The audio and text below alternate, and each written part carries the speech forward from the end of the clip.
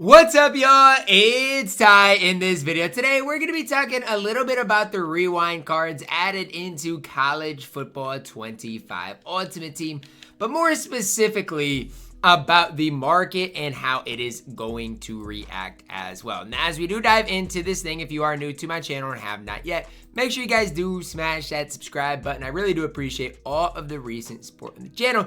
You guys are absolutely amazing. So, in last night's video, we briefly talked about what this set could possibly look like, or what this set was going to look like. We talked about all of the 3 cards that were going to be coming. We're going to be breaking them down a little bit further because we didn't see, obviously, like what Patrick Peterson's change of direction looked like. We didn't see all of the stats that we did need to. So that's what we're going to be doing, going over all their stats, and then talking about the market, where it's at, and what to look at. Now, let's first start with this. In this store, here's what you guys can see. A rewind pack contains a 91 overall epic player, 180 overall rare player. May contain season 4 players. Those are your pack odds. To me, it's mid. As far as the boosters, you guys can open them if you want. I think the boosters are by far and away the best thing to spend your money on if you do want to spend money on this game. For me, I don't really care a whole ton about it, spending money on this game, anything like that.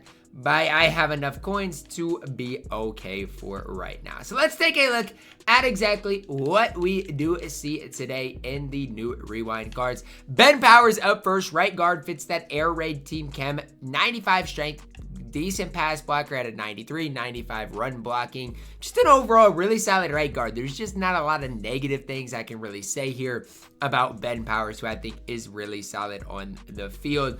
Again, when it comes down to what he gives you, just a balanced right guard. I like balanced offensive linemen. I run the ball just nearly as much as I pass the ball. So for me, having a balanced offensive line is kind of a pretty big deal. I don't want to say it's like the be-all, end-all, but it is something that I definitely do look for in offensive linemen, is, guys that can do it all. Ben Powers can absolutely do it all. He is a stud on the field. The 95 strength is really solid as well. There's just really no downsides to Ben Powers that I'm seeing at all whatsoever. I think the card overall is a beast for you and your squad. And again, if you get Ben Powers, you're probably going to like the card at that right guard position. Next up, we see Patrick Peterson. Again, I don't think we saw his change of direction last night, so that's where I'm going to start. 86 change of direction.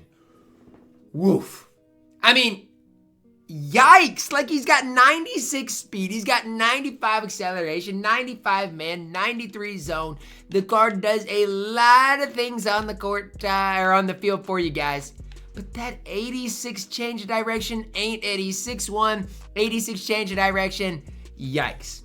Yikes. And I had high hopes for Pat Peterson with that 96 speed. That speed rating is ridiculous, but I don't think, I don't think with this card the pros outweigh the cons. And if you're looking at some of the best corners in the game, I don't think Patrick Peterson is as good as, some of those other guys. If you're talking about Cameron Oliver, he's better than Pat Peterson. You're talking about, even a guy, let's say like Marshawn Lattimore, I think he's probably just as good because he has 90 change of direction. And you could go down the list. Trey Amos, I think, is probably better than Patrick Peterson. He is 93 change of direction. And so, sure, Patrick Peterson's fine, but you combine that low change of direction with the low jump rating for the card, that hurts him.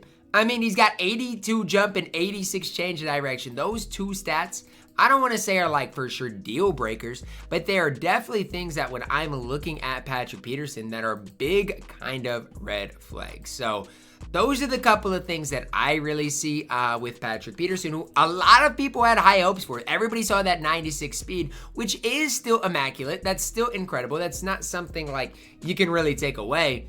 But if you're going to hype up the 96 speed, you got to talk about the change direction. You got to talk about the jump rating that just for Patrick Peterson is honestly not great, not ideal. So that's really what I see out of Pat Peterson. Not horrible, and not a card that I think is a top 3 or 4 corner in the game, which I honestly thought he could be. Then we see Haloti up last. 88 speed, 89 acceleration, 95 block shed, good power moves, good finesse move, change of direction is better than Patrick Peterson. Somebody tell me why we have a defensive tackle with better change of direction than Patrick Peterson.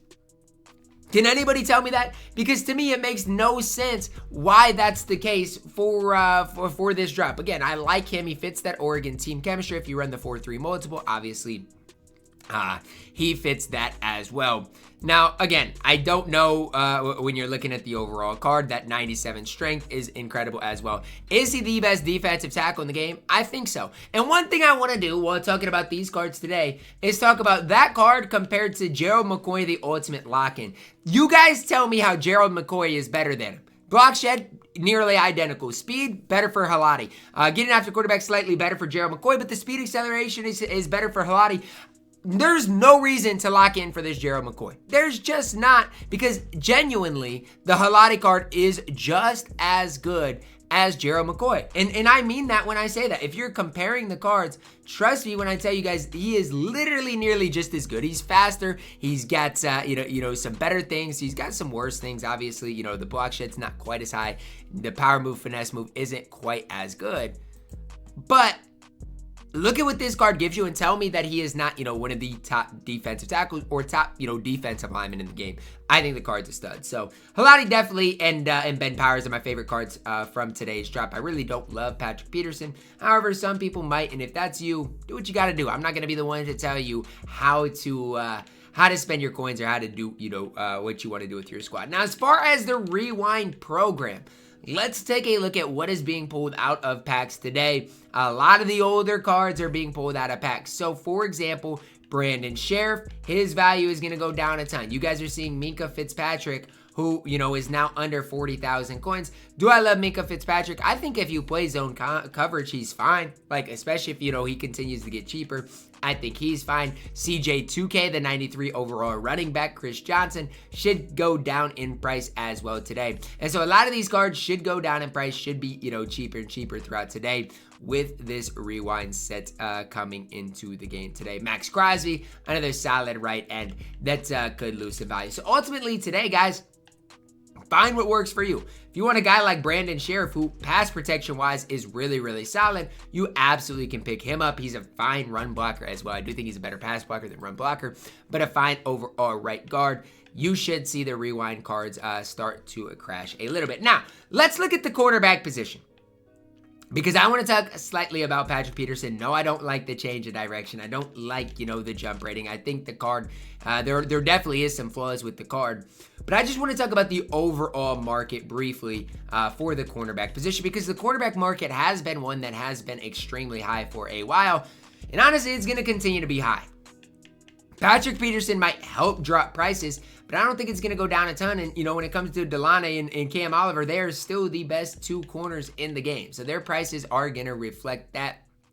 Obviously, as far as the rest of the market, Noel is super expensive. TJ Moore is not worth his price. The market is still going to be high. Yes, some of the rewind cards today could lose some value. I don't think, these rewind cards in general are going to be insanely expensive outside of maybe the Haloti card.